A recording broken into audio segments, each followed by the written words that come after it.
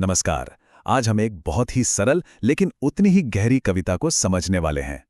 ये कविता हमें सिखाती है कि चाहे जिंदगी में कोई भी मुश्किल आए, दृढ़ता से उसे कैसे पार किया जा सकता है।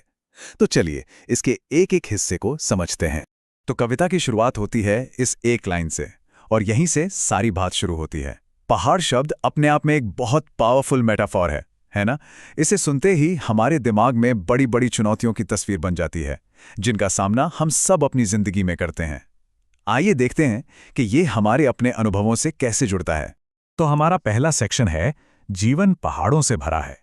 यहाँ पहाड़ का मतलब सिर्फ बड़ी मुश्किलें नहीं, बल्कि हमारे जीवन की हर छोटी बड़ी रुकावट और हमारे लक्ष्यों से है। तो देखिए, कविता कहती है कि ये पहाड़ दो तरह के होते हैं। एक तरफ है बड़े पहाड़, मतलब जिंदगी के बड़े लक्ष्य, जैसे करियर बदलना हो या कोई बिल्कुल नया स्किल सीखना हो।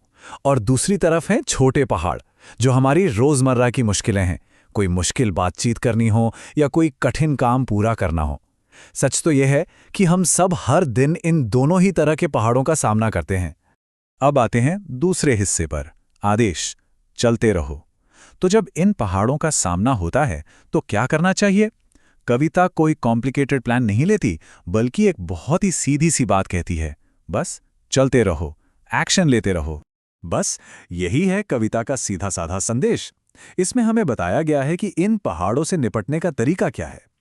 कोई मुश्किल स्ट्रैटेजी नहीं, कोई सीक्रेट प्लान नहीं, बस एक आसान सा आदेश, चलते रहो। और दिलचस्प बात यह है कि कविता इसी एक बात को थोड़े अलग अलग तरीकों से दोहराती है। पहले चलते रहें, फिर कभी न रुकें, और उसके बाद रुकने की कोशिश न करें। ये जो छोटा सा फर्क है ना, कभी न रुकें और रुकने की कोशिश न करें में, ये बहुत कुछ कहता है। ये दिखाता है कि लगातार चलते रहना भी कितना मुश्किल हो सकता है, और यही बात इस कविता को बहुत रियलिस्टिक बनाती है। ये लाइन तो जैसे एक मंत्र बन जाती है ना, एक ऐसी धुन जो बार बार हमें आगे बढ़ते रहने की याद दिलाती है। और फिर ये लाइन, ये एक तरह का रिदम, एक धड़कन पैदा करती है, जो लगातार परसिस्टेंस की, लगे रहने की बात करती है। मतलब बस एक गति बनाए रखनी है, चाहे वो कितनी भी धीमी क्यों ना हो। तो ठीक है, चलते रहना है। ये तो हो गई एक्शन की बात। लेकिन अब आते हैं तीसरे और शायद सबसे जरूरी हिस्से पर, शर्त, हार मत मानो। क्योंकि सिर्फ एक्शन ही काफी नहीं है, सफलता के लिए एक खास तरह की सोच, एक माइंडसेट भी चाहिए। कविता यहाँ एक बहुत जरूरी शर्त रखती है, जो सब कुछ बदल देती है। तो सवाल ये उठता है कि जब मुश्किलें बहुत बड़ी लगने लगती हैं, तो वो कौन सी एक चीज़ है जो सबसे ज़्यादा मायने रखती है? और कविता इसका जवाब बहुत साफ साफ देती है। और जवाब है ये, हार ना मानने का फैसला।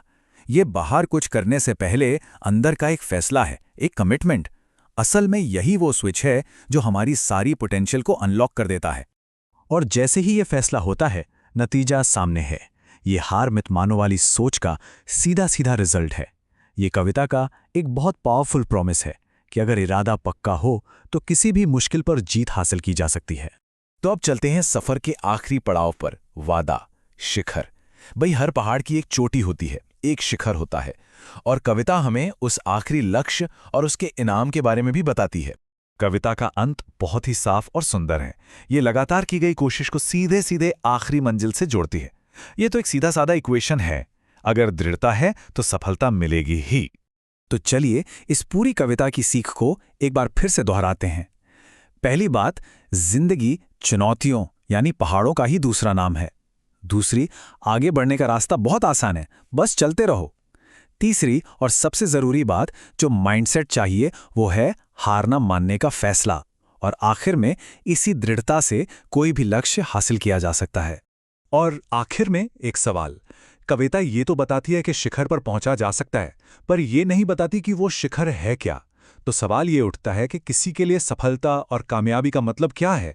इसका मतलब ये हुआ कि ये एक बहुत ही पर्सनल जर्नी है, और हर किसी का शिखर, हर किसी की मंजिल अलग होती है।